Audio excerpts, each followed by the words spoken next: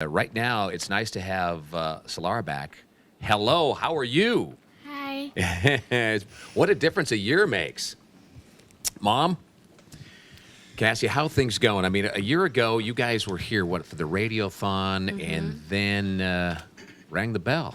Yes, yes. Take us back to the beginning now. Of course, she had some pretty nasty cancer. Right. In April of 2014, she was diagnosed with a medulloblastoma, which is a solid brain tumor. It's a grade 4 malignant tumor.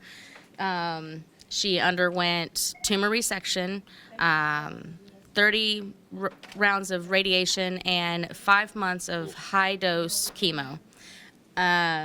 December 10th of last year, she received her last dose of chemo. And over this past year, we have focused on getting her weight up.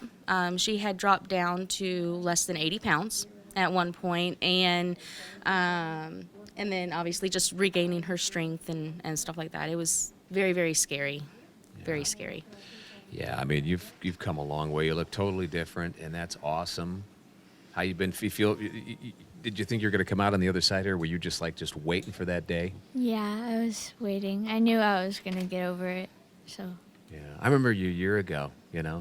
Just like you said, you were just your hair has come back. It's beautiful, and it just made a whole big difference. And so, some of your goals in the near future, like soccer. Want to get out and play some soccer? yeah, I want to be able to get out on the field again and not just sit on the bench and Yeah. watch. Yeah, we don't want to sit on the bench no more. Now let's get out there and get it going. How's it going with your friends and at school now? It's going good. Yeah. I have a lot of friends now. A lot of friends stay by your side, obviously. Yeah. Yeah. Want to say hi to a couple of them? I want to say hi to Chelsea Nichols for just being there.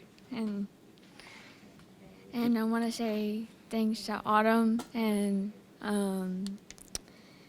Haley and my other friend named Haley.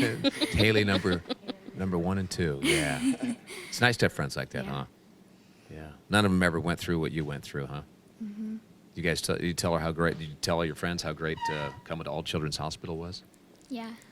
What are some of your favorite moments? I mean, I well, know you're fighting cancer, but the nurses, they were, they made it feel like it wasn't a hospital. They made it feel like fun and happy and stuff like that, especially the doctors. it was good to take your mind off. I mean, 30 rounds. 30 rounds of radiation, Wow. and yeah, she went every day for 6 weeks for radiation. Boy, you're special, I tell you. Dad, Joseph, come over. I mean, your journey. Well, the hardest part was to have to drive back from St. Pete back into the Brandon area to go to work to make sure that, I was taking care of the family. But when my wife was here and had to endure all the stuff that went with chemotherapy for the majority by herself because I had to work, that was the hardest part for me. And then being helpless because I couldn't do anything for her. But with the grace of God and the wonderful staff here at the hospital, she was able to overcome, and she can now boast a Principal's Honor Roll Straight A report card. Yeah, give it up for that. That's awesome. Love the studies. Good for you. She's one of the strongest people I have ever had the privilege of knowing. Yeah, the resilience of some kids, a lot of it, is pretty amazing, huh? It is. It's inspiring. I mean, there are probably days you guys want to just kind of crawl in a ball and go, hey, is this never going to end? Are we going to lose our Absolutely. girl? And she's Yeah. sitting there going, yes, we're going to beat this. We're going to fight it. Yeah. One of her favorite songs is by an artist by the name of Mandisa. It's just, "You're an Overcomer." Huh. And that's what pushes her to reach that mountaintop, so to speak. Sure. I remember right before she went in for the tumor resection, I think one of the most eye-opening days for me was her father and I were, trying to comfort her, make sure she wasn't overly scared and things like that. And I had asked her again, I said, "Are you okay?" And I remember she reached over the bed. She was all hooked up to all kinds of stuff. And she reached her hand and put it on mine. And she looked me straight in the eyes. And she said, "Mama, I'm going to be okay. God's got me in his big, strong hands." And the nursing staff and the doctors and everybody gathered around her, and they prayed with her, and they assured me that they would keep me, contacted, throughout the surgery, and that they would treat her like their own. And that's exactly what they did, and that was awesome. Yeah. Thanks for sharing that. I mean, that's what they do here, right, Selara? Yeah. Selara. Yeah. What would you tell other kids who are fighting cancer right now? Just to keep on pushing through and never give up, even though you want to. Just never give up, because it's gonna get better. Like, there's no going back. Like, it's always going forward. You just gotta push through. Just gotta do it. There's no loss. There's just got to be a win there for you.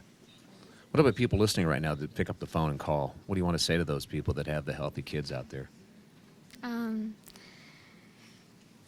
Because, sometimes they think, I mean, I'm just asking, people, we take it for granted, right? Mm-hmm. Our health, we all do, no matter what age you are. But, somebody's sitting there thinking, listening to your story and how an amazing young lady you've become and turn the corner and beat it, that should call and join this big family where all kids are taken care of when they're needed.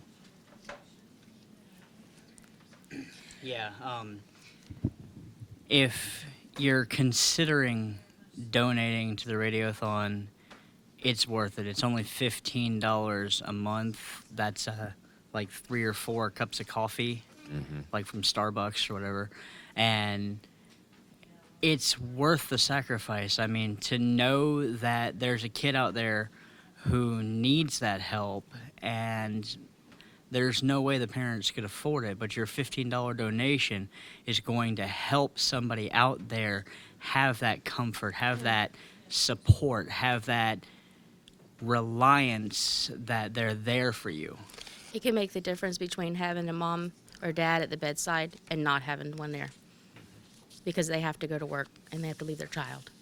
It's a huge difference. Yeah, you're right. And we forget a lot about that. Your life has to go on. It does. You're juggling 18 balls trying to keep your child, from being scared. It does. Be here and talk to the doctors. And so you're right, guys. I mean, anything you can give. And like I said, with this amazing hospital right here, nobody's turned away. A lot of the money used on research as well. Yep. So it just gets better and better and better. And proof right there. Yep. Selara, that's just proof that, you did it. So congratulations.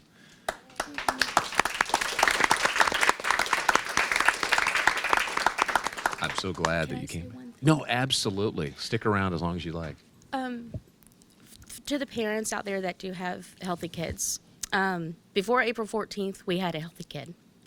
And I would encourage everybody to kiss their kid goodnight, to take an extra moment to kick that soccer ball, because you never know when your life will literally come to a screeching halt. And your normal is never normal again. So. Well said. Thank you. Want to say goodbye? Bye. On the radio? Thanks, Mom. Anybody else you want to say thank you to or hi to? Say hi to your grandparents. Yeah. You got to go over to see your grandparents. Yeah, you get to live as old as they are, right? They had a great life. Anyway, go ahead. I want to say bye to my grandma and papa and my granny and grandpa and everybody, all my family members. Thank you. You got for a big supporting family. Me. And a lot of them are in Plant City area? Yeah, actually a lot of them are in the Polk County area. Okay. Yep. All right, Yep. Polk County. It's a huge support group. Well, thanks for everybody that supported this family. Amazing family. Thank you, guys. Thank you. Call 1-800-270-8642, and especially thank you to the nurses and the staff that just made the difference for this family. And you never know, you could need them as well.